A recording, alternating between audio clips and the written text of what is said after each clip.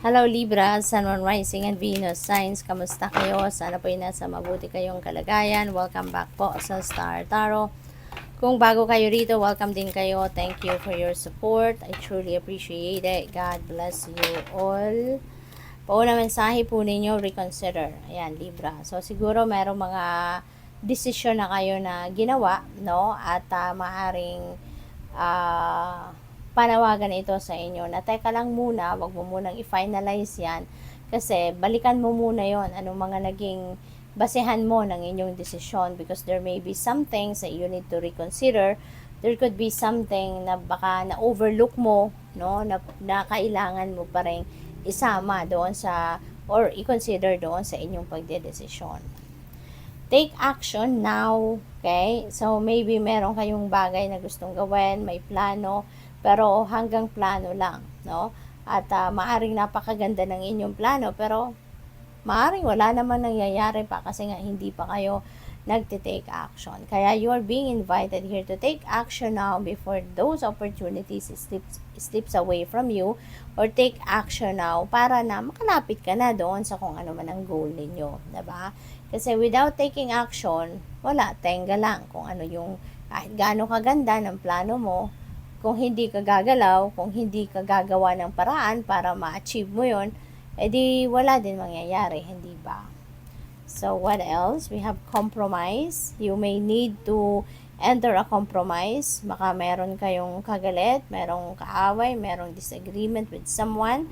At maaring, no, after quite some time, napag-isip-isip ninyo na pasok na lang kayo sa kompromiso para magkaayos kayo, mag-meet na kayo halfway, 'di ba? At maybe you also don't want to lose this person sa buhay ninyo. Maaring yung taong ito mahalaga din sa inyo, kaya magpapakumbaba kayo, 'di ba? At ayusin kung ano man ang gusot, 'di ba, na naging dahilan, no, ng inyong pag-aaway or diskusyon. What else? We have romance. Ayan. So, baka karelasyon mo ito, no? Baka karelasyon mo din ito. Baka meron kayong pag-aaway, hindi, you are not on the same page, no, ng inyong person. So, kung ano man ang pinag-aawayan ninyo rito, maaring yan ang aayusin nyo na. You're going to compromise para mag-meet halfway kayo at magkaayos, mapatch up kung ano man ang hindi ninyo pagkakaintindihan. Possible then for others of you naman, Libra, baka ngayon kung single pa kayo, baka papasok na kayo ngayon sa isang love or romantic relationship. Possible then na kung may relasyon na kayo, baka leveling up of your commitment na ang usapan dito. Baka meron na ditong union, no, in marriage, pwedeng ganon. Baka merong magpo-propose na dito, no? Or baka ang iba sa inyo magdedesisyon na magsimula na ng pamilya, magkaanak na, magsasama na sa isang bubong, yung mga ganon, no? So, good luck sa'yo. What else? We have access your gifts, explore your treasure chest, accept who you truly are. Ayan, so napakaganda kasi parang meron na kayong radical acceptance, no, sa ngayon. Kung dati, siguro, alam nyo, recognize nyo na meron kayong mga gifts, pero maaring hindi ninyo yan tinatanggap, hindi ninyo yan wini-welcome sa sarili ninyo, hindi nyo yan ini-embrace for whatever reason. Pero ngayon, maybe things are going to change, no? Baka magbabago na yung isip ninyo at ngayon tatanggapin mo na to, no? Maaring i-acknowledge mo na yes, oo, meron akong gift na ganito and I'm proud of it, no? So, maaring may mga ganong ganap na sa ngayon. We have Cosmic Pearl, expand your psychic gifts.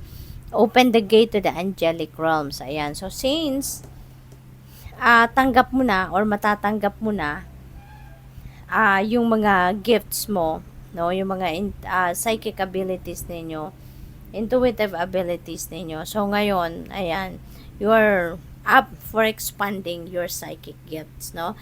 At ngayon, welcome na ninyo, no? Or binubuksan nyo na yung inyong sarili sa pag-welcome ng spirit realm sa buhay ninyo.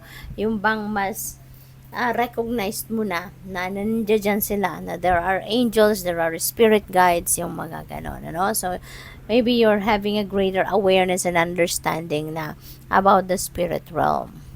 We have enlightenment. Ayan, look from the highest perspective. See the divine in everyone.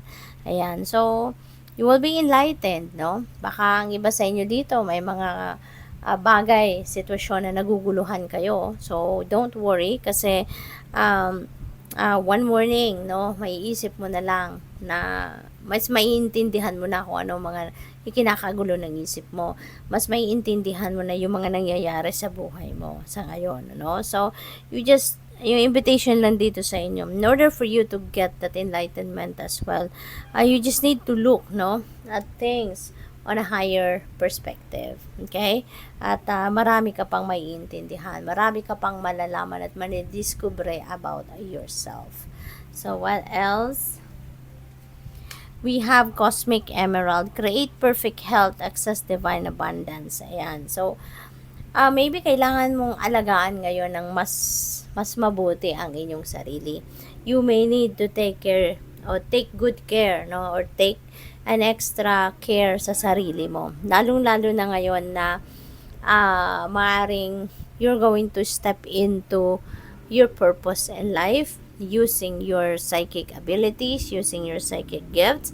Kaya maaring kakailanganin mo talaga dito, no? Na magkaroon kayo ng malakas na pangangatawan para isakatuparan mo or ma-carry out mo kung ano man ang purpose mo sa buhay, no? So, good luck sa'yo.